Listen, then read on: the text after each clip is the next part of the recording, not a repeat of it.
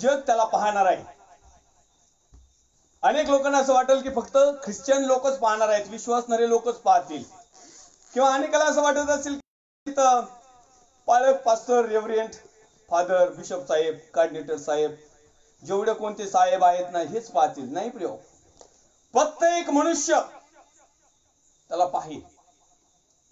कबरा उघडल्या जातील, समुद्रात जे गेले असतील ते पाण्यातून बाहेर येतील, जे कुठं अग्नीत असतील ते बाहेर येतील, सगळे बाहेर येतील आणि परमेश्वराला सामोरं जावं लागणार. आणि ते कशासाठी? त्याचं स्वागत करण्यासाठी नाही, तर तुमचा, माझा आणि संपूर्ण जगाचा जो न्याय होणार आहे त्या न्यायाच्या दिवशी तो येणार आहे. आणि आमचं व्यर्थ गेलेले दिवस, व्यर्थ केलेली उपासना, व्यर्थ गेलेले सर्व आयुष्य, आमचं सर्व जीवित काम त्याच्या समोर उघड होणार आहे. आणि तो येणार आहे, तो उशीर करणार नाही.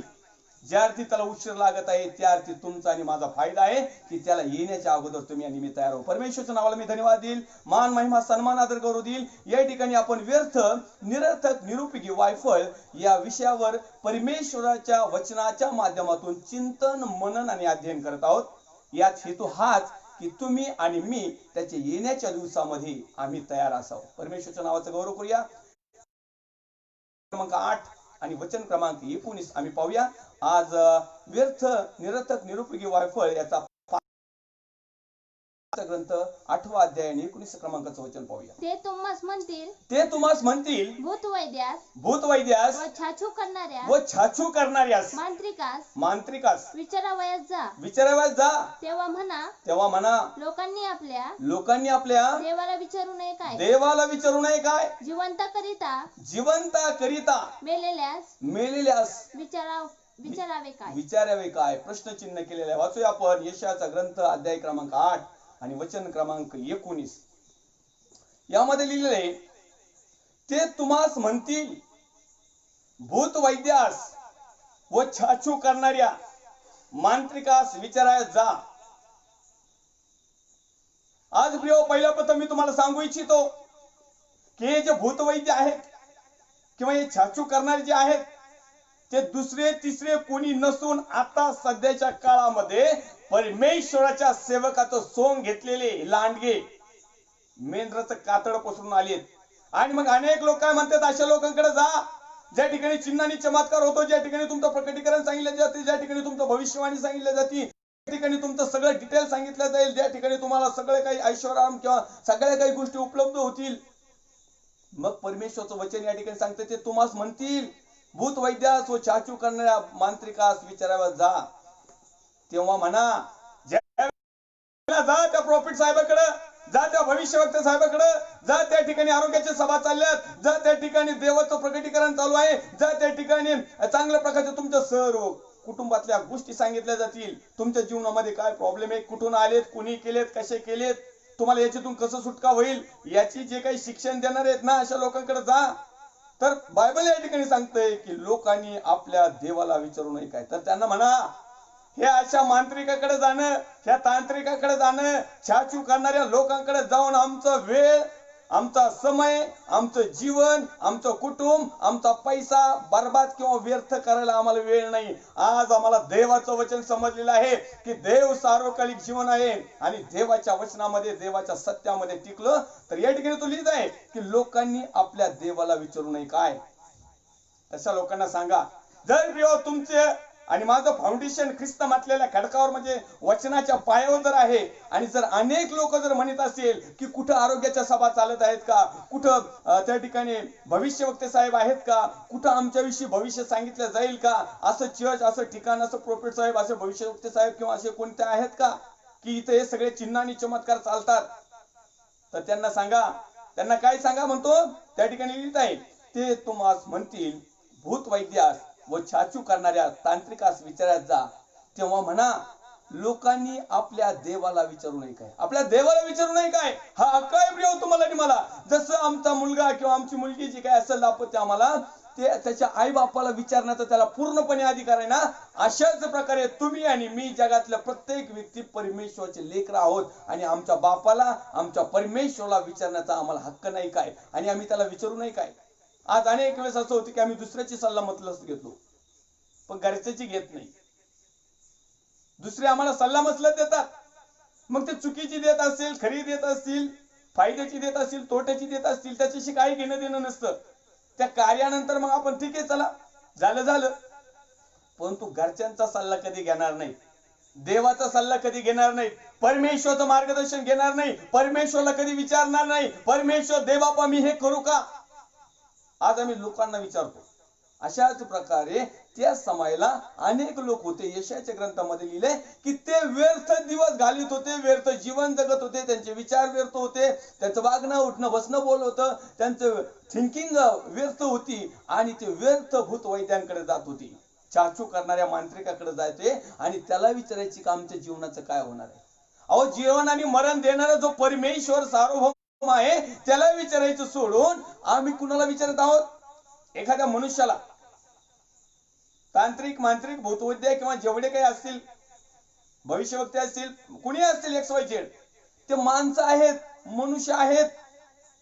त्या प्रत्येक जाती धर्मामध्ये जे काही आहेत ऍक्च्युली जाती आणि धर्म तर नाहीच आहेत, परंतु जगाच्या राठीप्रमाणे जर आम्ही हा विषय जर धरला तर निश्चित अर्थानं हे व्यर्थ जीवन जगणारे जे लोक आहेत ना हे ह्या गोष्टीकडे वळतात.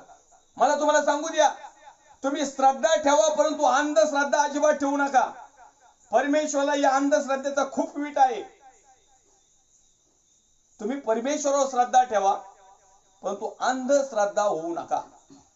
तुम्ही परमेश्वराचे पुत्र आणि कन्या व्हा, त्या सैतानाचे गुलाम होऊ नका आणि त्या सैतानाच्या गुलामगिरीत जाऊन तुमच्या जीवनाचे दिवस व्यर्थ घालू नका. दिवस थोडे आहेत आणि आता ते एकदम थोडे राहिलेले. आपला विषय आहे व्यर्थ, निरर्थक, निरुपयोगी व वायफळ. तर या ठिकाणी हो भूत वैद्याकडे जाऊन आपल्या जीवनात व्यर्थ घालू नका, निरर्थक करू नका, निरुपयोगी करू नका, वायफळ करू नका. छाछू करणाऱ्या लोकांकडे जाऊन तुमचं जीवन बर्बाद करू नका, व्यर्थ करू नका. मांत्रिकाकडे जाऊन काही विचारू नका, तो तुमचं कुठलंच शमकुशल सांगणार नाही आणि जरी गडीभर थोडस टाकला दगड लागलंच तर याचा अर्थ तुम्ही पक्के परमेश्वराचे आशीर्वादित लोक होणार नाही. त्या अर्थी तुमचं जीवन व्यर्थ जाईल. आणि मग अशा लोकांना म्हणा, जर कोणी अशा लोकांनी जर सल्ला मसला दिला ना, इथं लय मोठा तांत्रिक आहे, तिथं लय मोठा बाबा आहे, तिथं लय मोठा फादर आहे आणि तिथं लय चमत्कार होते तर तिथं नुसतेच लोळत येत आणि तिथं प्रत्यक्ष डायरेक्ट नाव घेऊनच प्रकटीकरण होतंय, त्यांना म्हणा बाबा तुम्ही गेलात ना तर तुम्ही सुद्धा इथून पुढे जाऊ नका, आम्ही परमेश्वराकडे जाणार, आम्ही परमेश्वराला विचारणार. तो तांत्रिक मांत्रिक किंवा तो कोणी असेल तो काही परमेश्वरापेक्षा मोठा नाही. तर त्यांना असं सांगा की या ठिकाणी तो लिहिताय लोकांनी आपला देवाला विचारू नये काय. पुढे तो लिहितोय जिवंताकरिता मेलेल्यास विचारावे काय. अहो जो तुम्ही आणि मी जिवंत आहोत, आम्ही विचारायला कुणाला जातो, जो मेलेला आहे त्याला, जो मरणार आहे त्याला. अहो ज्याने मरणावर विजय मिळवला तो प्रभू येशू ख्रिस्त सदाजीवी देव, जो होता, जो आहे आणि जो येणार आहे, त्याला न विचारता ज्याला मरणाचे अनुभव येणार आहेत आणि मरणानंतर त्याला सार्वकालिक नरकात जायचे का सुखलोकात जायचंय हे ठरवणारा जो, त्याला न विचारता आज लोक त्यांचं जीवन व्यर्थ घालीत आहेत, त्यांचे विचार व्यर्थ घालत आहेत, त्यांच्या सर्व गोष्टी व्यर्थ घालीत आहेत. आणि म्हणून अशा प्रकारे आमचं जीवन नसावं तर आम्ही जिवंत माणसाने जिवंतच परमेश्वरला विचारावं, जिवंत माणसाने जिवंत परमेश्वराची आराधना करावी, जिवंत माणसाने जिवंतपणानेच जिवंत असतानाच आमच्या जीवनाला एक चांगला अर्थ लावावा, चांगलं उपयोगी पडावं, चांगलं फळप्रुक्त व्हावं अशी देवाची इच्छा आहे. बाकी तुमची ऍज यू लाईक, तुम्हाला जसं निवडायचंय तसं निवडा. कारण आमचा कुठल्याही प्रकारचा त्याला हे नाही, प्रेस नाही. परमेश्वराचा पुत्र प्रभू येशू ख्रिस्त आला आणि कुणालाही जबरदस्तीने त्याने वचन थोपवलं नाही. कारण देवाचं वचन सांगतं माझ्या स्वर्गीय पित्याने आकर्षल्याशिवाय मजकडं कोणीच येत नाही. परमेश्वरने सगळ्यांनाच आकर्षिलंय. परमेश्वराची इच्छा आहे की एकही आत्म्याचा नाश होऊ नये, तर सर्वांना सार्वकालिक आणि चांगलं आणि अर्थभरीत उपयोगी पडणार फळयुक्त असणारं जीवन त्याला मिळावं. परंतु प्रिय ते तुमच्या आणि माझ्या हातामध्ये ते दिलेलं आहे. तुम्हाला आणि मला त्याच्यात कंट्रोल रिमोट ठेवलेला आहे. ते तुम्हाला आणि मला ते स्वीकारायचं आहे. आणि म्हणून आज आम्हाला निर्णय करायचा आहे की आमचं जीवन आम्ही कशा प्रकारे जगत आहोत, जगलो आहोत आणि जगायचा प्लॅन केलेला आहे. तर या जीवनाला अर्थ लावा. आणि म्हणून जिवंताकरिता मेलेल्यास विचारू नये, जे मृत झालेले आहेत, जे मरण पावलेले आहेत, किंवा ज्यांना आता मरणाचा अनुभव येणार आहे आणि ते उठणार आहेत, ते सार्वकालिक जीवनासाठी उठणार आहेत का सार्वकालिक अधोलोकासाठी उठणार आहेत, परंतु न्यायासाठी ते उठणार आहेत. आणि मग न्याय झाल्यानंतर समजन तरी देखील त्यांना तो अधिकार नाही. अधिकार माझ्या परमेश्वराचा पुत्र प्रभू येशू ख्रिस्ताकडे दिलेला आहे. आणि म्हणून आमच्या जीवनाला खरा अर्थ जर लागत असेल तर प्रभू येशू ख्रिस्ताचा स्वीकार करण्याने. परमेश्वरच्या नावाला महिमा, सन्मान, आदर गौरव देऊया. आम्ही एक रेफरन्स पाहूया. पहिलं कोरिन्थीकरांचं पुस्तक, त्याचा पहिला अध्याय आणि 17व्या क्रमांकाचं वचन आहे. कारण ख्रिस्ताने मला बप्तिस्मा करावयास नव्हे तर सुवार्ता सांगावयास पाठविले, पण ख्रिस्ताचा वधस्तंभ व्यर्थ होऊ नये म्हणून ती वाक्चातुर्याने सांगण्यास पाठविले नाही. ख्रिस्ताचा वधस्तंभ व्यर्थ होऊ नये म्हणून आज अनेक लोक ख्रिस्ताचा वधस्तंभ वाहत आहेत. अनेक लोकांनी ख्रिस्ताचा वधस्तंभ संघ घेतलेला आहे, परंतु तो व्यर्थ करीत आहेत. मी प्रभू येशूचा सेवक या नात्याने चेतावणी देतो, सावधानतेचा इशारा देतो. जर अशा प्रकारे ख्रिस्ताचा वधस्तंभ जर व्यर्थ होत आहे तर प्रिय याची गाय केल्या जाणार नाही. आणि म्हणून आम्ही वाचूया ते पहिलं कोरिन्थी 1:17, त्यामध्ये लिहिलेलं आहे, कारण ख्रिस्ताने मला बप्तिस्मा कराव्यास नव्हे तर सुवार्ता सांगावयास पाठविले.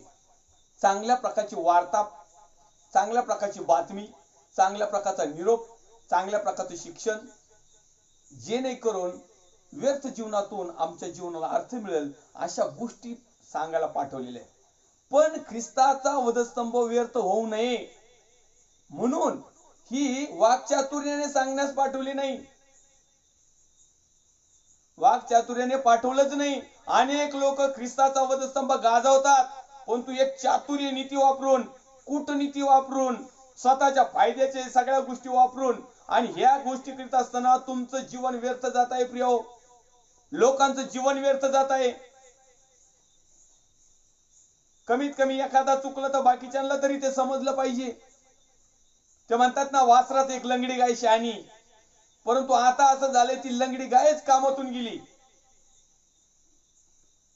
कुणीतरी धडसा पाहिजे, कुणीतरी डोळस पाहिजे, कुणीतरी शिकलेला पाहिजे, कुणीतरी सवरलेला पाहिजे, कुणीतरी ज्ञानी पाहिजे, कुणीतरी देवाच्या वचनाच्या माध्यमातून सुवार्ता सांगणारा पाहिजे. आणि म्हणून तो म्हणतोय ख्रिस्ताची सुवार्ता सगळेच सांगतात, परंतु वाक्चातुर्याने सांगायला नाही पाठवली. ज्या कारणाने मी सुवार्ता सांगत असताना, देवाचं वचन सांगत असताना, देवाचा गौरव करीत असताना, देवाचं चरित्र आम्ही सांगत असताना, वधस्तंभ गाजवत असताना, जर त्याच्यामध्ये जर आम्ही वाक्चातुर्याने किंवा काही हातचार राखून, शब्द घालून, काही काढून जर आम्ही एखाद्याला पितवण्याचा किंवा एखाद्याला व्यर्थ मध्ये घेऊन जाण्याचा किंवा निरर्थक करण्याचा किंवा निरुपयोगी करण्याचा जर आम्ही सुवार्ता जर सांगितली, तुम्ही म्हणाल की सुवार्ता ही चांगलीच असती, परंतु अनेक लोकांना सुवार्ता सांगितली जाते. आणि म्हणून तो म्हणत आहे, अनेक लोक म्हणते जा मंत्रिकाकडे, जा तांत्रिकाकडे, जा त्या ठिकाणी मोठमोठाले चिन्ह चमत्कार होते, जा त्या ठिकाणी असं होतंय तसं होतंय. अहो हेच वाक्चातुर्य. तुम्ही परमेश्वराकडे या, बाकीच्या गोष्टी तुम्ही चालता चालताच होत्या.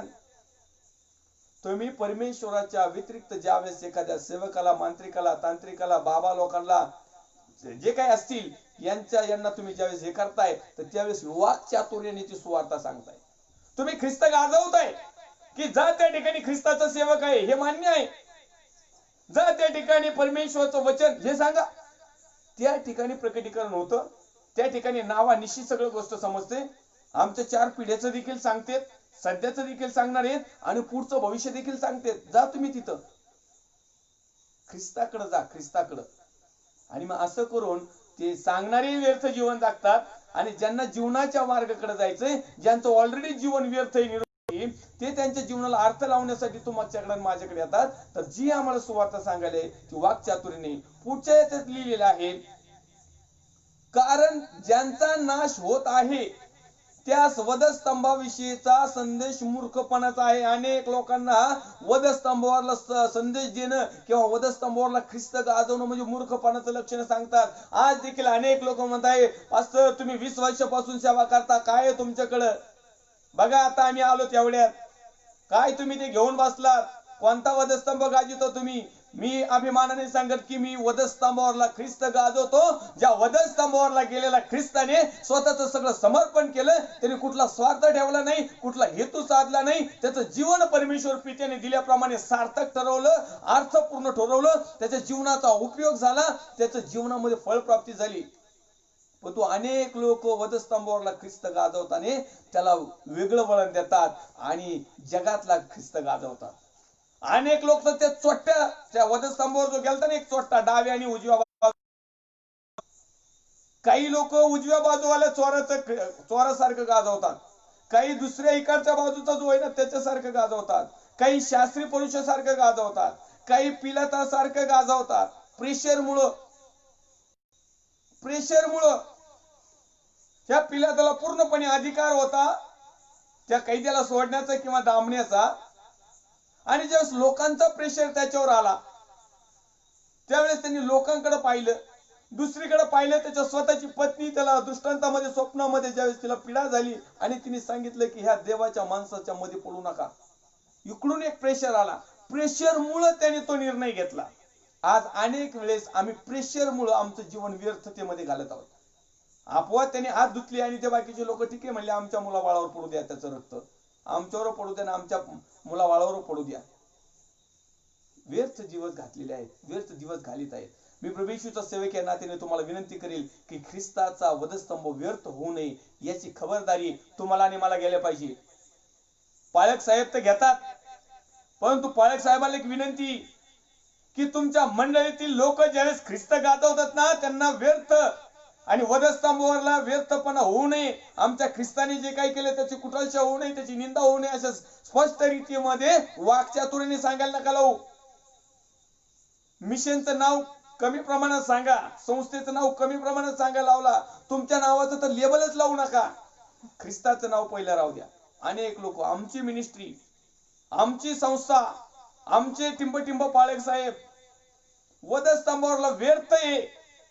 ख्रिस्त नाव आलं पाहिजे, ख्रिस्त हेडलाईन्स पाहिजे, ख्रिस्त सर्व गोष्टी पाहिजे, ख्रिस्त मोठा मर्क्युरी आणि हॅलोजन पाहिजे. आम्ही किजव्यासारखे जरी असलो तर चालन, पण तो आज अनेक ठिकाणी असं होतोय ख्रिस्त किजव्यासारखा आणि आम्ही मोठाले हॅलोजन. काय तुमची काय शूटिंग काढायची का? अहो हे हॅलोजन घेऊन त्या अंधारात जातात, तिथं एकदा तुमच्या टुपा उडाले ना तुमच्या अख्ख्या जीवनात अंधारात अंधार, सगळं व्यर्थतेमध्ये जीवन जात आहे. याची खबरदारी घ्या. आणि म्हणून ख्रिस्त गाजवत असताना वधस्तंभावरला ख्रिस्त गाजवा. वधस्तंभावरला ख्रिस्त गाजवत असताना वधस्तंभाचा ख्रिस्ताचं सुवार्ता किंवा वधस्तंभावरला ख्रिस्त त्याचं व्यर्थ जाऊ नये याकडे जपा. तुमचं जीवन व्यर्थ घातलं, दुसऱ्याचंही घालतात, परंतु ज्याने जगाचा उद्धार केला त्या ख्रिस्ताच्या नावाची देखील निंदा होत आहे. ही कशामुळं? तर तुमच्या व्यर्थ जीवन जगत असल्यामुळं. त्याच्यामध्ये मी पण आलोय, असं बोट करतोय म्हणून तुम्ही नाही त्याच्यामध्ये आम्ही सर्वजण आहोत. आणखीन एक रेफरन्स पाहूया. 19व्या क्रमांकाचं वचन वाचूया. 1 करंथी 1:19. मी ज्ञानाचे ज्ञान नष्ट करील व बुद्धिमत्तांची व जे बुद्धिमत्तांची बुद्धी व्यर्थ करील असा शास्त्रलेख आहे. जे बुद्धिमंत लोक आहेत ना त्यांची बुद्धी जिथं भुसा भरलाय त्यांची बुद्धी मी व्यर्थ करील. कारण जगातलं ज्ञान काही कामाचं नाही. स्वर्गीय ज्ञान हवं आहे, स्वर्गीय गोष्टी पाहिजेत, स्वर्गीय अभिमान पाहिजे, वधस्तंभावरला अभिमान पाहिजे, वधस्तंभावरला ख्रिस्त गाजवला पाहिजे, विश्वास पात्र पाहिजे. आमच्या जीवनामध्ये व्यर्थ जाता कामा नये, कारण आमच्या प्रत्येक गोष्टीचा हिशोब घेतला जाणार आहे. जिवंत करता मेलेल्याच विचारायला जाऊ नका. अनेक लोक जिवंत आहेत परंतु मेलेल्या गोष्टीला विचारायला जातात. अहो या ठिकाणी मी पाहतो की जी गोष्ट आमच्या बरोबर जिवंतपणा दाखवत नाही त्या गोष्टीला तुम्ही जाऊन डोकं टाकताय, त्या गोष्टीला तुम्ही साकडं घालताय, त्या गोष्टीचे तुम्ही उदो करताय आणि निर्माण करण्याच्या ऐवजी निर्मितीची उपासना करताय. म्हणजे आमची बुद्धी कुठे गेली? घास कापायला, आणि तो घास कापायचा नेऊन जनावराला टाकायचा. आणि म्हणून प्रिय आम्ही हे जीवन जे आहे ते व्यर्थ आहे. हे व्यर्थ जीवन जगण्याचा निर्णय सोडून द्या. आता खरा उपयोगी पडणारा पात्र करा. तो चोर ऐन वेळेस म्हटला, त्याला बाप्तिस्मा करायची वेळ मिळाली नाही, त्याला देवाचं शिक्षण द्यायची वेळ मिळाली नाही, त्याला चर्च अटेंड करण्याची वेळ मिळाली नाही, त्याला दान दशमांश देण्याची वेळ मिळाली नाही, त्याला दिनगे पावती फाडायचा टायमिंग मिळाला नाही. परंतु त्याला टायमिंग मिळाला पार मरण्याच्या अगोदर तो म्हटलं का हा खरा ख्रिस्त आहे, हा जगाचा उद्धारक आहे, हा राजवैभवने येणार आहे, याच्या हातामध्ये सर्व काही, हा निरपराध आहे, याने आणि या संपूर्ण मानव जातीसाठी हा अर्पण होत आहे. आणि तो म्हटला आम्ही तर पापीच आहोत. त्याने कबूल केलं, पश्चाताप केला आणि प्रभू येशू ख्रिस्ताला म्हटला की प्रभू राजवैभवने येशील, माझी आठवण कर. आता प्रभू येशूलाही वेळ नव्हता त्याला सांगायला, परंतु त्याचा पश्चाताप, त्याचं बाकीचं अंतकरण, हृदय, त्याचे विचार कोणत्या माइंड मधून आले आणि त्याला समजलं प्रभू येशू म्हटलं की याचे दिवस सगळे व्यर्थ घातले. पण तो आज त्याला त्या वधस्तंभावर समजलं की माझ्या आयुष्याचे अख्खे दिवस व्यर्थ घातले आणि काहीतरी थोडासा क्षण राहिलाय, काहीतरी मिनिटं राहिली असतील, काहीतरी एखादा घंटा राहिला असेल, 2 घंटे राहिले असतील, दिवस सुद्धा नव्हता. आज परमेश्वरच्या नावाला धन्यवाद देऊया, आज आमच्याकडे काहीतरी दिवस आहे, कमीत कमी दिवस तरी म्हणूया. कारण परमेश्वरचा पुत्र कधी येईल हे कुणाला ठाऊक नाही. कारण परमेश्वरच्या पुत्राला एक दिवस 1000 वर्षासारखा आहेत आणि 1000 वर्ष एका दिवसासारखे आहेत. आणि ज्या अर्थी तुम्ही आणि मी जिवंत आहोत ना, त्या अर्थी आज आम्हाला त्या चोराप्रमाणे पश्चाताप करायचा आहे. चोराप्रमाणे म्हणायचं माझे व्यर्थ गेलेले दिवस परमेश्वर दे बाबा, मी क्षमा कर, मी पाप केले. पण तो आज मला समजलेला आहे की तू सर्व काही. ते दुसरं चोट्ट एकाच्या साईडला होतं ते डाकू. तो म्हटला तू जर देवाचा पुत्र आहेस, तू जर एवढे चिन्ह चमत्कार केलेस, तू एवढ्या लोकांना नीट केलंस, एवढंच काय, पण मी ऐकलंय की तू मेलेल्या लोकांना उठवलंस. अहो हे नुसतं मेलेल्या लोकांनाही 4 दिवसाचा मुर्दा सुद्धा उठून बाहेर आलाय तुझ्या आवाजाने. मग एक काम कर ना बाबा, तू स्वतः उतर, तू स्वतः वाचन, आम्हालाही वाचव. पण हा म्हणला नाही माझे दिवस मी व्यर्थ घातलेत म्हणून. याला वाटलं की अजूनही मी याच्यात आहे. परंतु प्रिय नाही, इकडचा जो पश्चाताप केला, ज्याने त्याचं स्वतःचं जीवन जे व्यर्थतेमध्ये घातलं, त्याला जेव्हा समजलं तर डायरेक्ट त्याचं उपयोगी पात्र त्या ठिकाणी निर्माण झालं, त्याच्या जीवनाला अर्थ झाला. ज्यावेळेस परमेश्वरच्या पुत्राबरोबर त्याचं संभाषण झालं, ज्यावेळेस परमेश्वरच्या पुत्राला त्यांनी ओळखलं, ज्यावेळेस परमेश्वरच्या पुत्राकडे त्यांनी क्षमा मागितली, ज्यावेळेस परमेश्वरच्या पुत्राकडे त्यांनी सगळ्या त्या आशेने, त्या विश्वासानं मागितलं की तू राजवैभवने येशील, फक्त माझी आठवण कर. आठवण कर म्हटलं होतं, तो म्हटला नाही दुसरं काही. कारण त्याला माहिती आहे भाऊ आपण तेवढे लायकीचे नाही, पात्रतेचे नाही, आपण अख्ख्या जीवनाचा वाटोळ करून टाकलंय. आपलं ते केलं, आपल्या घराचंही केलंय, आपल्या नातेवाईकाचंही केलं आहे. आणि नातेवाईकाचंच केलं नाही, पण किती लोकांना लुटलंय, किती लोकांना हाणलं, किती लोकांना मारलंय, किती लोकांचे संसार उद्ध्वस्त केलेत. कारण तो चोर होता. चोर म्हणजे काही तो हे नाही. योहान कृष्णवर्तमान त्याचा 10वा अध्याय आणि 10वं वचन आपण या समाला वाचूया. त्या वचनामध्ये खरोखर प्रिय एक गोष्ट विशेष अशी दडलेली आहे आणि आपण ती पाहूया. योहान कृष्णवर्तमान अध्याय क्रमांक 10 आणि वचन क्रमांक 10. चोर येतो तो केवळ चोरी करण्यासाठी, घात करण्यासाठी, नाश करण्यासाठी, परंतु मी आलो आहे तुम्हाला विपुल असं जीवन देण्यासाठी. वाचूया. चोर येतो तो केवळ चोरी, घात व नाश करावयास येतो. मी तर त्यांना जीवन प्राप्त व्हावी व ती विपुलपणे व्हावी म्हणून आलोय. Praise Lord. परमेश्वरच्या नावाला धन्यवाद देऊ. तो जो चोर होता त्या ठिकाणी प्रिय हो, तो उजव्या साईडचा आणि डाव्या साईडचा, त्या ठिकाणी तो चोर जितक्या वेळा गेलेला असेल ना, पवित्र शास्त्र त्याला लिखाण देतोय, प्रूफ देतोय. योहान 10वा अध्याय 10वं वचन. चोर येतो तो केवळ चोरी, घात, नाश. चोरी करताना जर नाही नेटका समजला, नाही गपचूप चोरी करू दिली, लय आरडावारडा करायला लागला, जर गपचूप चाव्या जर तिजोरीच्या जर दिल्या, तर तो चोरी करतो. आणि त्याच्या मनात आलं ना, तो घातही करतो. मग डोक्यात दगड घालीन तर काही करीन. तो म्हणतो नको बाबा मला याने बघितलंय, आणि जाता जाता अख्ख्या घराचा नाश करीन. अहो ज्या कपाटातून पैसे काढेन त्या कपाटाच्या काचन फिचं सगळं तोडून फोडून, म्हणजे तो काय करतो, 3 गोष्टी करतो. एक तर चोरी करतो, एक तर घातही करतो आणि नाश करतो. परंतु देवाचा पुत्र प्रभू येशू ख्रिस्त म्हणत आहे मी तर त्यांना जीवन प्राप्ती व्हावी व ती विपुलपणे व्हावी म्हणून आलो आहे. चोरांनी ओळखलं कमी चोऱ्या केल्या, घात केला, नाश केला, काय काय केला, पण तो देवाचा पुत्र प्रभू येशू ख्रिस्त आला आणि त्याने सर्व लोकांना जीवन दिलं आणि ते जीवन देण्यासाठी स्वतःचं जीवन समर्पित केलं. त्याने कुठल्याही प्रकारची चोरी केली नाही, कुठल्याही प्रकारचा घात केला नाही, कुठल्याही प्रकारचा नाश केला नाही. आज देखील अनेक लोक त्यांचं जीवन व्यर्थ घालीत आहे. भले ते चोर नसतील परंतु देवाच्या वचनाची चोरी केलेली आहे. भले ते चोर नसतील परंतु देवाच्या प्रार्थनेचा समय त्यांनी चोरी केलेला आहे. भले ते चोर नसतील, दुसऱ्या जगातल्या काही चोरीत नसतील, परंतु देवाने दिलेल्या आज्ञा ते चोरीत आहेत. देवाच्या आज्ञाचं उलट पालट करत आहे आणि ते घात करीत आहेत. अनेक लोकांचा नाश करीत आहेत, कारण त्यांना व्यर्थतेमधून काढण्यासाठी देवाने तुम्हाला आणि मला पाचारण केलेलं आहे. आणि त्याच गोष्टी करत असताना आम्ही त्या चोराप्रमाणे आतापर्यंत जीवन जगलो व्यर्थतेमधले. परंतु आज आम्हाला संधी, आज ती वेळ आमच्या हातामध्ये आहे. थोडी का व्हायना, घंटा का व्हायना, किंवा आता या मिनिटाला, पण आमच्यामध्ये आहे. त्या चोराला ते समजलं आणि त्या चोराने काय केलं, लागलीच परमेश्वराचा पुत्राचा स्वीकार केला, कबूल केलं, त्याचं व्यर्थ जीवन त्यांनी प्रकट केलं. आज आम्हाला परमेश्वराला म्हणायचं आहे की प्रभू, आम्ही हे जीवन व्यर्थ घातलेलं आहे, वाया घातलेलं आहे, निष्फळ घातलेलं आहे, निरर्थक केलेलं आहे, निरुपयोगी पडलेलं आहे. आम्ही कुणाच्याच उपयोगी पडलो नाही, तुझ्या नाही, घरच्याच्या नाही, नातेवाईकाच्या नाही, जगाच्या नाही, कुणाच्याच उपयोगी पडलो नाही. मग या जीवनाचं काय करता? मग या दुसरा जो चोट्टा होता ना इकडच्या साईडला, डाव्या साईडला, मग त्याला प्रभू येशू काहीच नाही म्हटला. कारण आपण ओळखून घ्यायचं, जर इकडचा जर डायरेक्ट म्हटला तू आजच मग बरोबर सुख लोकात असशील, तर मग याचा अर्थ इकडचा लगेच त्याच दिवशी तिकडे रवानगी झाली असेल, कारण न्याय करण्याचाच अधिकार त्याचा आहे. तरी देखील त्याला कुठंतरी त्या अधोलोकात इकडे तिकडे कुठंतरी शांतीसाठी ठेवला असेल घडीभर, न्यायाच्या दिवसासाठी तर तो येईल, हा भाग वेगळा. परंतु या ठिकाणी देवाचं वचन सांगतंय, मी तर आलो आहे तुम्हाला विपुल असं दे.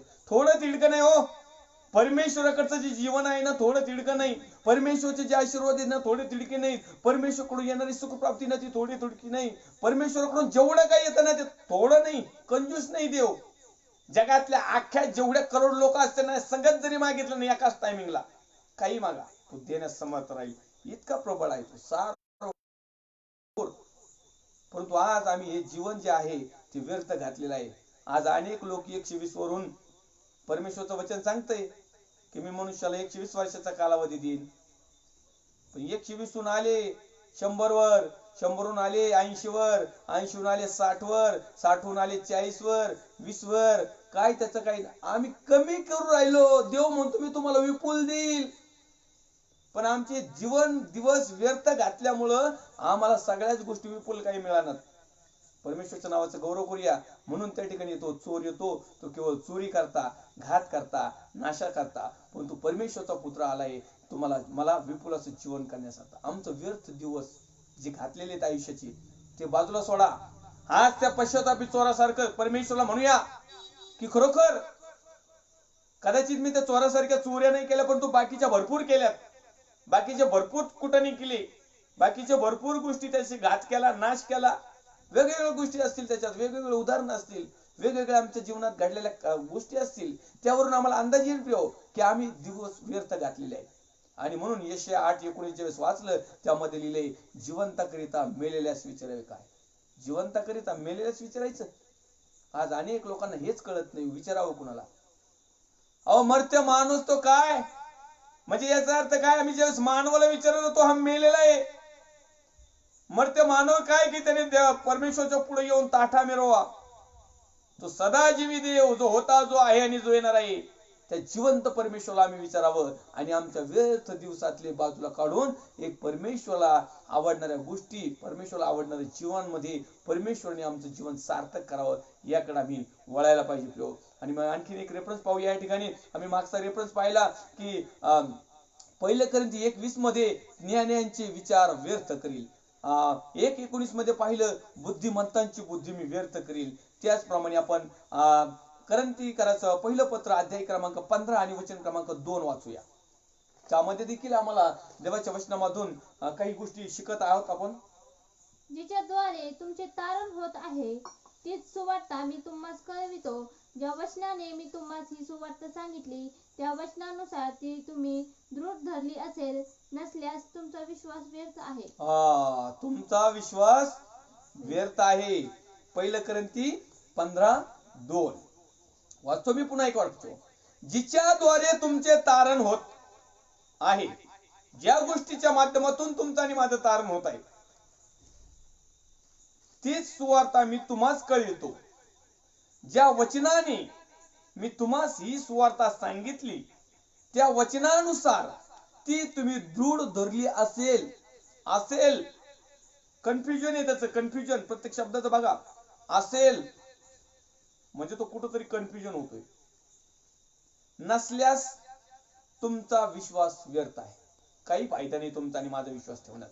विश्वासणाऱ्या भावांनो आणि बहिणींनो, प्रिय लेकरांनो, बिलीवर्स भावांनो बहिणींनो, विश्वास जर ठेवायचे तर वचनावर ठेवा.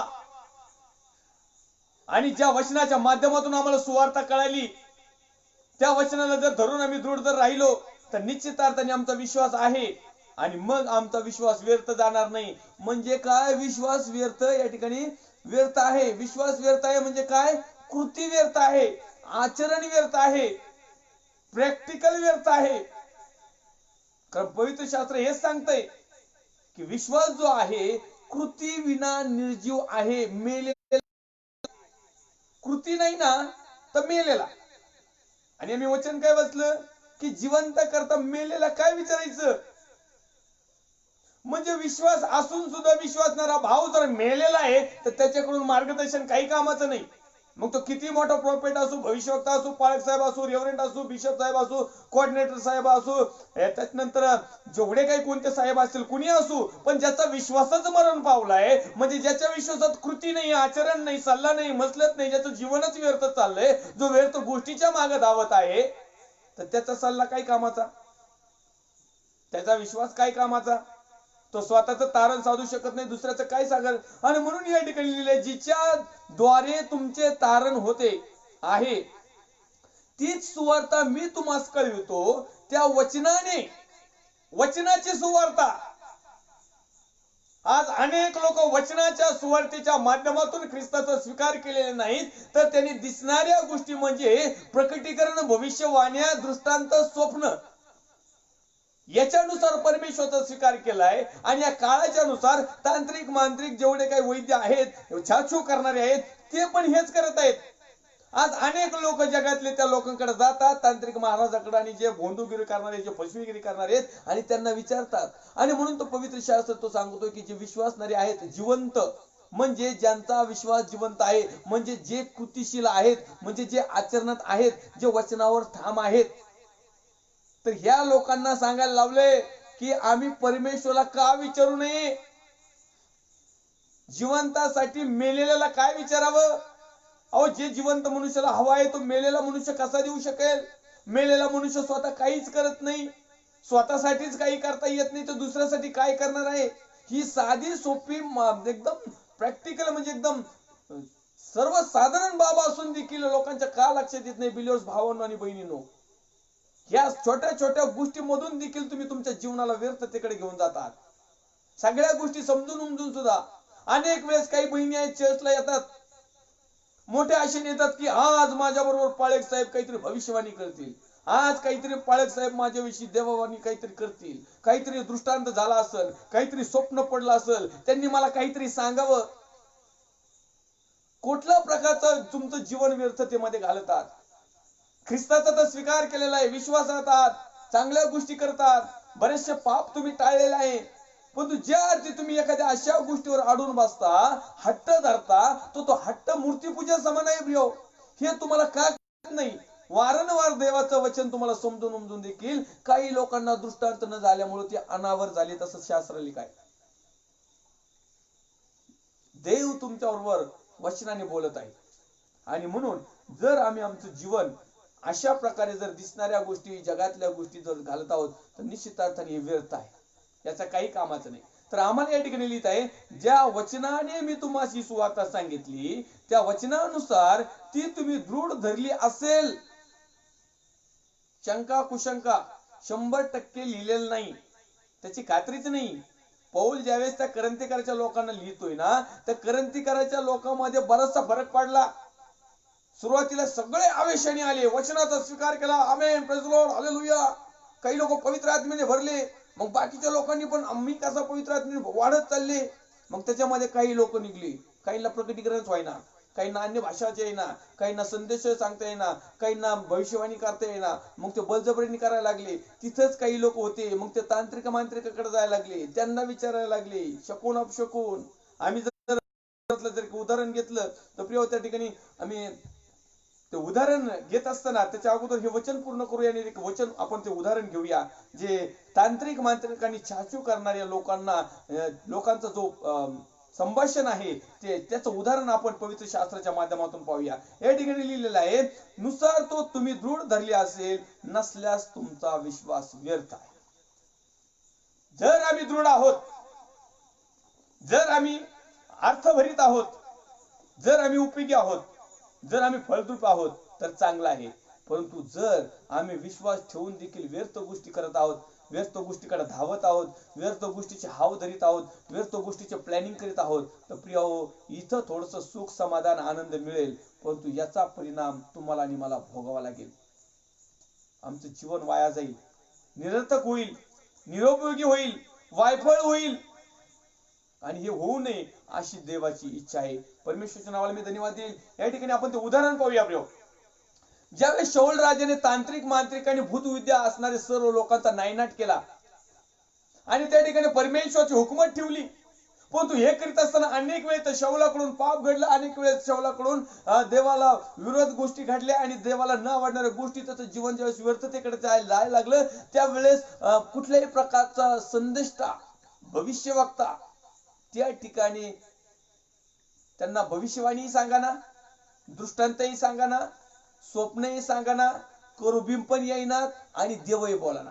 हा म्हणत परमेश्वर आम्हाला तू सांग, हे माझ्यावर अरिष्ट आलंय, हे कसं दूर होईल, परंतु त्याला परमेश्वरही बोलाना.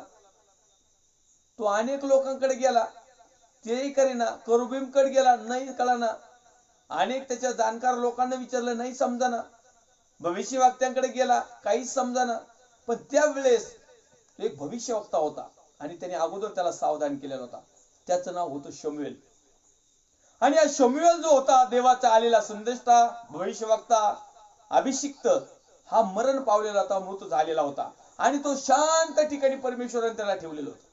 मग असं करत असताना शाऊल राजाला त्या ठिकाणी पाहायला मिळालं की त्याचं कुठल्याही प्रकारचं समाधान होईना आणि तो चिन्ह बिचिन्ह झालं, त्याचं जीवन त्याला व्यर्थ, तो निरर्थक गोष्टी करायला सुरुवात केली, त्याचं जीवन निरुपयोगी झाल्यासारखं वाटलं, तो वायफळ गोष्टी करायला लागला. आणि मग त्याला सल्ला मसलत करीत असताना त्याच्या लक्षात आलं की कुठल्या तरी भूतविद्या प्रवीण स्त्रीकडे आपण जावं आणि त्या भूतविद्या प्रवीण स्त्रीकडे किंवा भूतविद्या त्या कला तज्ञ असणारी एखाद्या गोष्टीकडे जावं, एखाद्या तांत्रिकाकडे जावं, मांत्रिक जावं. परंतु वास्तविकरित्या त्याच्या अगोदरच त्यांनी सगळ्या तांत्रिक मांत्रिकाचं सगळ्यांना नष्ट केलं होतं.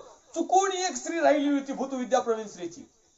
आणि मग त्याच्या लक्षात आलं आणि मग त्यांनी काय केलं, स्वतःचा वेश बदलला, त्याच्याबरोबर एक सहकारी घेतला आणि वेश बदलून त्या भूतविद्या प्रवीण असणाऱ्या स्त्रीकडे, त्या ठिकाणी त्या तांत्रिक मांत्रिकाकडे गेला. त्या भूतविद्या प्रवीण असलेली स्त्री, जिला हुकूमत होती, जिला अधिकार होता, तिच्याकडे ते पॉवर होता, तिच्याकडे गेला आणि त्या ठिकाणी ते म्हणत आहे की कुणीच माझ्याबरोबर बोलला नाही, तर एक काम कर, मी या व्यक्तीला मी आवाज देऊ इच्छितो, त्याच्या आत्म्याला तरी तू उठून आण, कारण आता तो पण नाही इथं. आणि मग त्या ठिकाणी मी शॉर्टकट मध्ये येत आहे, कारण आपला विषय तो नाही. मला तुम्हाला हे सांगत आहे की ज्या वेळेस मनुष्य परमेश्वराच्या बाजूला जातो ना, तो व्यर्थतेकडे कसा घुसतो. अहो, ज्याने भूतविद्या प्रवीण तांत्रिक मांत्रिक यांचा सगळा नायनाट केला होता, नष्ट केले होते ज्या राजाने, तोच राजा पुन्हा एक वार त्या भूतविद्या प्रवीण स्त्रीकडे जातोय. म्हणजे मला तुम्हाला या उदाहरणातून हेच सांगायचं प्रिय, की अनेक वेळेस विश्वासणारे लोक असतात, भाऊ असतात, बहिणी असतात, त्याच्यामध्ये याजक, पाळक, पास्टर, रेव्हरंड, बिशप साहेब, कॉर्डिनेटर साहेब, कर्नल साहेब, मेजर साहेब, गुरुजी साहेब, जेवढे काही साहेब आहेत ना, कदाचित हे पण जातात त्याच्यात. तो शाऊल राजा तर गेला. कधी जर मीटिंग ठेवली ना, आमचे पाळक साहेब सुद्धा लुटी द्यायचे एकमेकाला, ए बाबा माझं प्रकटीकरण, मोठा साहेब, माझे मोठा बिशप साहेब आले, ते माझ्या डोक्यावर हात ठेवते, माझे काहीतरी होईल, ते सुद्धा लोकांना ढकलून पुढे जाते. अशी सुद्धा वेळ आहे. मला तुम्हाला या ठिकाणी सांगायचंय प्रिय हो, त्या ठिकाणी ज्यावेळेस तो स्त्रीकडे जातो आणि ती स्त्री त्याला ओळखते आणि त्यावेळेस ती म्हणते की त्या ठिकाणी मग तो तिच्या जीविताचे रक्षण करण्याची हमी देतो की तुला काही एक मी त्रास देणार नाही किंवा तुझं जीवित मी रक्षण करीन फक्त. आणि मग ती पाहतो की खालीहून एक दैवत वर येत आहे. ज्यावेळेस ती म्हणती की भूमीतून एक दैवत उभं वर येत आहे, पांढर शुभ्र वस्त्र परिधान केलेलं आहे, पांढरी दाढी आहे आणि ते भूमीतून वर येत आहे. त्याने लगेच ओळखलं शाऊला आणि लगेच दंडवत साष्टांग लगेच झोपला तो दंडवत घालायला. आणि मग त्या ठिकाणी तो शमूएलाचा त्या ठिकाणी बोलत आहे त्याच्याबरोबर. तो म्हणून सांगत आहे, परमेश्वर माझ्याबरोबर बोला नाही, भविष्यवाणी होईना, दृष्टांत होईना, स्वप्न पडणार, करोबीमच्या माध्यमातून काहीच होईना. मला कशाच्या प्रकारचं मला आता माहिती मिळा नाही, मी काय करावं मला सुचा नाही. माझं सगळं जीवन व्यर्थ चाललंय, निरर्थक झालंय, माझा उपयोग होई नाही. मी वायफळ गोष्टीच्या पाठीमागे लागलोय. आज मला कुणीतरी सल्ला मसलत द्या. आणि मग तो शमूएलाचा जो आत्मा आला होता, शमूएल जो आला उठून त्या शांत ठिकाणाहून, तो आल्या आल्याच पहिल्यांदा म्हणतो, तू माझ्या शांतीचा भंग का केला? याचा अर्थ देवाचे सर्व लोक शांत ठिकाणी आहेत. त्यांचा न्याय होयापर्यंत सगळ्यांचा न्याय होणार आहे. देवाच्या सेवकाचं प्रकटीकरण सांगणारा असू, नाही तर साधा प्रार्थना करणारा असू, नाही तर विश्वास ठेवणारा असू, नाही तर विधर्मी असू, न्याय सगळ्यांचाच होणार. आणि त्या न्याय होण्याच्या अगोदर काही गोष्टी काही ठिकाणी आम्हाला आमचा तो आत्मा त्या ठिकाणी ठेवला जातो. तो आपला विषय नाही, पण तुम्हाला मला सांगायचं प्रिय ठिकाणी, जर आम्ही व्यर्थ गोष्टी जर केला तर त्या ठिकाणी तो लिहित आहे आणि म्हणत आहे, अरे जर परमेश्वर तुझ्या बरोबर बोला नाही, करोबीम तुझ्या बरोबर बोला नाही, किंवा कुठल्या प्रकारचे तांत्रिक मांत्रिक नाही, किंवा कुठल्या प्रकारचं स्वप्न किंवा हुरीम किंवा कुठल्या प्रकारचं दृष्टांत तुला नाही, तर मी काय सांगू तुला आता? कारण मी जे काही पूर्वी तुला सांगितलं होतं ते तू पाळलंस का? आज देखील परमेश्वरच्या वचनाच्या माध्यमातून अनेक दिवसापासून आम्ही ख्रिस्ती भाऊ बहिणी आहोत. माझ्या प्रिय भावांनो, बहिणींनो, बिलिव्हर्स भावांनो आणि बहिणींनो, आई आणि वडिलांनो, प्रिय लेकरांनो, खास करून तुमच्यासाठी हे उदाहरण आहे की अनेक दिवसामध्ये आम्ही तुम्ही ख्रिस्ती आहात, तरी देखील तुम्ही या जगातल्या व्यर्थ गोष्टीकडे धावत आहात. या व्यर्थ जगातल्या गोष्टी मिळवण्यासाठी खटपट करत आहात. ठीक आहे, परमेश्वराला मान्य आहे, तुम्हाला परमेश्वराला म्हणायचं नाही की तुम्ही कोणत्याच गोष्टी मिळवू नका, मिळवा, पण तू देवाचं राज्य मिळवा. देवाचं राज्य मिळवण्यात झटा. या गोष्टी ऑटोमॅटिक येतील. तुम्ही या व्यर्थ गोष्टीकडे निरर्थक धावू नका. तुमचा देव उपयोग करू इच्छित आहे, तुम्ही निरुपयोगी होतात. तुम्हाला परमेश्वराचा पुत्र, परमेश्वर पवित्र आत्मा, देवाचं वचन तुमच्यामध्ये माझ्यामध्ये एक फळ प्राप्ती करत आहे जी परमेश्वराला आवडती. आज तुम्ही निष्फळ बनत आहात. आणि म्हणून माझ्या भावांनो, बहिणींनो, आई आणि वडिलांनो, मी तुम्हाला विनंती करील की आपलं जीवन सार्थक करा, व्यर्थ घालू नका. आणि मग त्या ठिकाणी तो सांगत आहे अशा प्रकारे आम्ही त्या चोराचं देखील उदाहरण पाहिलं, ते जिवंत. एक आम्ही हे उदाहरण यासाठी दिलं की अनेक लोक तांत्रिक मांत्रिक भूतविद्या प्रवीण असणारे, छाछू करणारे, जे मेलेले येतं, ज्यांचं मरणच येतो, तर जिवंतासाठी मेलेल्याला विचारू नये. मग ज्यांचा विश्वास, जे मनुष्य जिवंत आहे, विश्वास ठेवत आहे, परंतु तो मेलेला विश्वास आहे, जिवंत नाही. आमच्या इकडे खेडेगावामध्ये जर लसूण लावला ना, लसूण, मेलेला लसूण फेकून देतात. मेलेला लसूण नाही पुरी त्या वावरात, तिथं चांगला लसूण पुरी देत, म्हणजे त्याला पीक येतं. मेलेला लसूण बाजूला फेकून देतात. तर मग आज आम्ही आमच्या जीवनात जे काही मृत झालेला आहे, आमचे विचार, आमचं वागणं, आमचं उठणं, आमचं बसणं, आमचं बोलणं, आमचा विश्वास, आमची कृती, आमचं आचरण, आमचं प्रेम, आमचं जेवढं काय आहे, जे मेल्यासारखं वाटतंय ना, ते आज जिवंत करण्यासाठी जिवंत परमेश्वर तुमच्याबरोबर आहे. देवाचा पुत्र परमेश्वर तुम्हाबरोबर आहे. आणि परमेश्वराचं वचन आम्हाला सांगतंय, प्रकाश तुमच्याबरोबर असतानाच प्रकाशाची आस धरा. आणि तो प्रकाश देवाचं वचन आहे. तो आम्हाला या सर्व व्यर्थ गोष्टीपासून दूर करील. आणि म्हणून आम्ही क्रांतिकाराचं पहिलं पत्र, अध्याय क्रमांक 15 आणि वचन क्रमांक 2, की जर तुमचा विश्वास व्यर्थ आहे, जर तुम्ही आणि मी आम्ही जर त्याप्रमाणे राहिलो नाही तर विश्वास व्यर्थ आहे. शेवटचे वचन वाचूया, आपला वेळ संपत आलेला आहे. 15वा अध्याय आणि 58.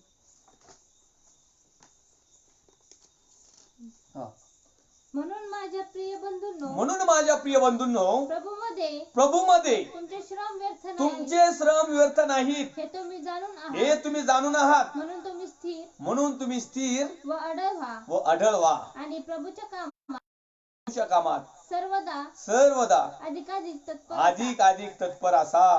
वाचूया पुन्हा एक वार 15 टोन. म्हणून माझ्या प्रिय बंधूंनो, प्रभूमध्ये तुमचे श्रम व्यर्थ. प्रत्येक विश्वासणारा भाऊ, प्रत्येक विश्वासणारी बहीण प्रत्येक विश्वासणारी आई, प्रत्येक विश्वासणारे वडील यांनी जे काही प्रभूमध्ये श्रम केलेत ते व्यर्थ जाणार नाहीत। या ठिकाणी लिहा, प्रभूमध्ये तुमचे श्रम व्यर्थ नाहीत, हे तुम्ही जाणून आहात। आता मुद्दा असा आहे की प्रभूमध्ये जे आम्ही श्रम केलेत हे व्यर्थ जाणार नाहीत, पण श्रम कोणते केलेत? अहो काही काही सरळ लोक व्यर्थ जीवन वाया घालतात आणि म्हणतात आम्ही प्रभूमध्ये श्रम केलेत। ते प्रभूमध्ये केलेले श्रम व्यर्थ जाणार नाही। अहो तुम्ही व्यर्थच समजून घेत जा प्रियो। अनेक खोटे संदेष्टे, खोटे भविष्यवक्ते, हे तांत्रिक मांत्रिक लोकांना लुबाडणारे सगळे लोक जे आहेत ना, ढोंगी फसवणारे, याच वचनाचा उपयोग करतात की आम्ही प्रभूमध्ये केलेले श्रम व्यर्थ जाणार नाहीत। आणि मग तुम्ही श्रम काय करतात? जगातलं परमेश्वरामध्ये प्रभूमध्ये केलेलं श्रम। विश्वास आहे तो जिवंत पाहिजे, क्रियाशील पाहिजे, विश्वास मेलेला नसावा। आणि मी अशा वेगवेगळ्या प्रकारचे प्रभूमध्ये श्रम करणारे आहेत। असूया आपण उद्या देखील या चॅप्टरवर आपण बोलणार आहोत। या ठिकाणी आपण पाहत आहोत की 1 करंती 15 अध्याय 8 वचनामध्ये प्रभूमध्ये तुमचे श्रम व्यर्थ नाहीत।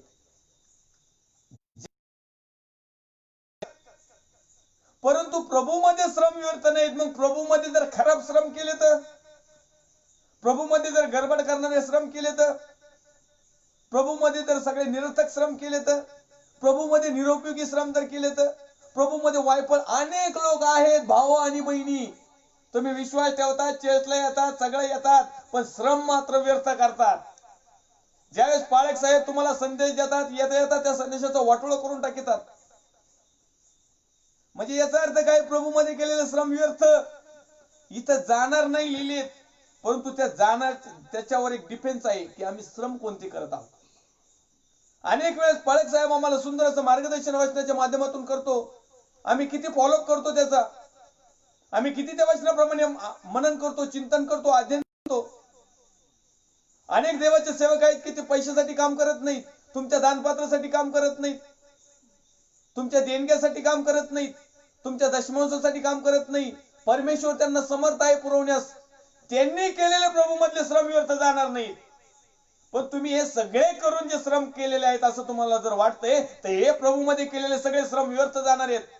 कारण परमेश्वराला ते आवडणारे नाहीत, कारण ते परमेश्वरच्या दृष्टिकोनातून निरर्थक आहेत, कारण ते परमेश्वरच्या दृष्टिकोनातून निरुपयोगी आहेत, कारण परमेश्वरच्या दृष्टिकोनातून ते वायफळ आहेत, त्याच्यामधून काही फळच होत नाही। आम्ही श्रम करतो आणि म्हणून आम्ही पाहिले त्या ठिकाणी की ख्रिस्ताचा वधस्तंभ व्यर्थ होऊ नये। आता ख्रिस्ताचा वधस्तंभ व्यर्थ कसा होतो? ख्रिस्तामध्ये श्रम करतो, पण तू कसे करतो?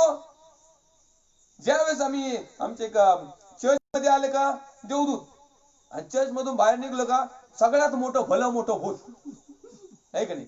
चर्च मध्ये गेलं का देवदूत, आणि चर्चच्या बाहेर आलं का भलं मोठं भूत। मग हे व्यर्थ आहे ना? हे कधी समजेल तुम्हाला? आम्हाला असं वाटतं की चर्च मधून आल्यानंतर आम्ही एकदम शुद्ध झालो। जीवन जगावं लागतं, कृती करावं लागेल, तसा विश्वास मजबूत ठेवावा लागतो, कार्यरत ठेवावा लागतो, जिवंत ठेवावं लागतं। आणि म्हणून यशया 8:19 जे आम्ही पाहतो ना, तर त्याच्यामध्ये लिहिलेलं आहे की जिवंत करिता मेलेल्यास विचारावं काय। आज आम्ही जिवंत असून मेलेल्या गोष्टीकडे वळत आहोत, मेलेल्या लोकांना विचारित आहोत। आज आम्ही सल्ला मसलत विश्वासणारे असून देखील अविश्वासणाऱ्या भावाचा सल्ला मसलत घेतो आम्ही। हे मेलेले जीवन नाही तर काय? मग हे केलेले श्रम काही तुमचे प्रभू जमेस धरणार आहे का? अहो हे व्यर्थच जाणार आहेत।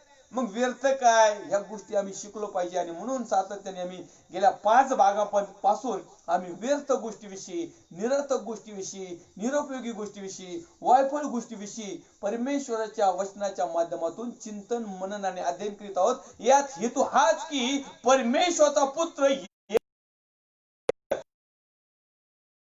करावं, अन्यथा त्या चोरासारखं होईल। कुठल्या? डाव्या बाजूला इकडे एक चोर होता, इकडे एक चोर होता, मध्ये परमेश्वर होता। एका चोराने पश्चाताप केला आणि त्या भूताचं स्वरूपात, ते भूताचं स्वरूप बदललं, ते भूत होतं उजव्या साईडचं आणि डाव्या साईडचं। पण ज्या भूतानी सुद्धा परमेश्वराचा स्वीकार केला ना, तर त्याला लगेच आजच माझ्याबरोबर सुखलोकात येशील. तसे आम्ही देवळात गेल्यानंतर जे देवदूत दिसतो, तर बाहेर निघलो जे भूत होतात ना, भूतांनो मी तुम्हाला विनंती करील, आता परिवर्तन करून घ्या. व्यर्थ जीवन जे घातलेलं सोडून द्या. मंदिरात गेलं तरी देवदूत दिसला पाहिजे, रस्त्यावर आला तरी देवदूत दिसला पाहिजे, घरात दिसला तरी देवदूत बसला, सगळ्या गोष्टी देवदूताप्रमाणे व्हा. याला म्हणतात सार्थक जीवन. याला म्हणतात खरोखर परमेश्वराच्या अधीन असणारे जीवन. याला म्हणतात उपयोगी पडणारे जीवन. याला म्हणतात फलद्रुप्त जीवन. याला म्हणतात अर्थभरित जीवन. आणि म्हणून हे जीवनाचे जे दिवस आम्हाला थोडके दिलेले आहेत, माहित नाही आम्ही किती दिवस जिवंत राहणार आहोत, परंतु ज्या दिवशी आम्हाला मरणाला सामोरं लागेल ना, त्या दिवशी आम्हाला न्यायाला देखील सामोरं लागेल. आणि म्हणून प्रिय मी तुम्हाला प्रभू येशू ख्रिस्ताचा सेवक या नात्याने विनंती करतो की व्यर्थ दिवस जे घातलेले आहेत ते बंद करा आणि देवाला आवडणारे जीवन जगण्याचा नेटाने प्रयत्न करा. कारण वेळ थोडका राहिलेला आहे. त्या चोराला देखील थोडा वेळ मिळाला, काहीतरी तास मिळाले असतील. माझ्या तर माहितीप्रमाणे 3 तासाच्या वेळ, 3 तासापेक्षा तर जास्त नसतीनच मिळाली. त्या 3 तासामध्ये कुठला तरी वेळ मिळाला असेल. तेवढ्या याच्यात त्यांनी परमेश्वरच्या पुत्राला ओळखलं. आज आम्हाला झाले, आम्ही पार गधाड्याचे गधाडे झालो. काही लोक पिटीत जायला लागले तरी त्यांना समजाना. व्यर्थ दिवस. आणि म्हणून त्या चोराने ओळखलं तो पापी होता. आज देखील आम्ही पापीच आहोत. एकही नीतिमान नाही, धुतल्या तांदळाला एकही नाही. परंतु आज आम्हाला संधी आहे. त्या दोन्ही चोराला संधी होती, पण एका चोराने संधी स्वीकारली आणि त्याने त्याच्या जीवनाचं परमेश्वरापुढे मांडलं की मी माझे जीवन सगळं व्यर्थ घातलेलं आहे, निरर्थक घातलेलं आहे, निरुपयोगी घातलेलं आहे, वायफळ घातलेलं आहे. माझ्या जीवनामध्ये मी काही चांगल्या गोष्टी केल्या नाहीत. त्याच्याकडे दाखवायला शॅम्पलच नव्हता, इकडच्याकडेही नव्हता, पण तो शहाणपणाने म्हटला तू खाली उतर ना आम्हाला उतरव. मग प्रभू तर खाली उतरला नाही, त्या चोरालाही घेऊन गेला. याला मात्र अधोलोकात उतरवलं खाली. हे व्यर्थ दिवस जे आहेत ते अधोलोकात गेल्याशिवाय राहणार नाही. परमेश्वरच्या नावाला मी धन्यवाद देईल. आज आपण व्यर्थ, निरर्थक, निरुपयोगी, वायफळ या 5व्या भाग आपण शिकलेलो आहोत. आणि पुन्हा एक वार आपण या भागाचा 6वा भाग आपण पुढच्या लाईव्ह फेसबुकला येणार आहोत. परमेश्वरच्या नावाला मी धन्यवाद देईल. परमेश्वरचे सेवक सेविका, त्यांचे अभिषिक्त सेवक सेविक, विश्वासणारे भाऊ बहीण, आई वडील यांना मी पुन्हा एक वार विनंती करील की परमेश्वराकडे वळा, त्याशिवाय पर्याय नाही. आणि जिवंताकरिता मेलेल्यास विचारावे काय. म्हणजे आम्ही जिवंत माणसाला जिवंत परमेश्वराच्या हातामध्ये येणं खूप गरजेचं आहे. येऊया 2 मिनिटाची प्रार्थना करूया. पवित्र थोर सेनाधीश बाप्पा, जसे आहोत तसे तुझ्या हातामध्ये येत आहोत. प्रभू येशू ख्रिस्ताच्या नावात आम्ही प्रार्थना विनंती करतो. परमेश्वर देवा, आमच्या जीवनातले व्यर्थ दिवस जे काही गेले आहेत, पण तू आज आम्हाला वचनाच्या माध्यमातून पुन्हा एक वार तू आम्हाला जागृत केलेला आहे. त्याबद्दल प्रमाणे आचरण करण्यासाठी, आमचा विश्वास जिवंत ठेवण्यासाठी आम्हाला तू सहाय्य मार्गदर्शन कर. आम्ही प्रार्थना करतो आमच्या भारत देशासाठी, आमच्या विशेष महाराष्ट्र राज्यासाठी. महाराष्ट्र राज्याचे मुख्यमंत्री माननीय उद्धवजी साहेब, त्यांचे सर्व सहकारी मित्र, त्याचप्रमाणे सर्व डॉक्टर्स, नर्सेस, सर्व प्रकारचे सफाई कामगार, सर्व प्रकारच्या सेवाभावी संस्था, वैयक्तिक लोक, देवाचे अभिषिक्त सेवक सेविका, विश्वासणारे भाऊ बहीण, आई वडील, प्रिय लेकर, त्यांच्या समस्या, चिंता, काळज्या, व्याधी, आजार, विकार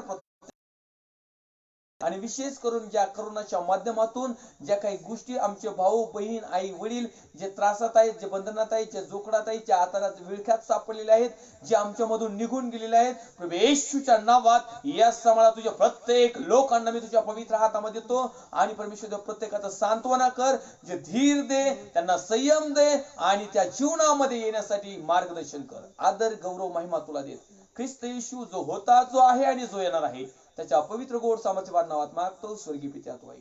आमीन. प्रभू येशू रक्त की जय, प्रभू येशू रक्त की जय, प्रभू येशू रक्ताचा जयकार असो. आमीन, आमीन, आमीन. Praise the Lord. God bless you. Thank you.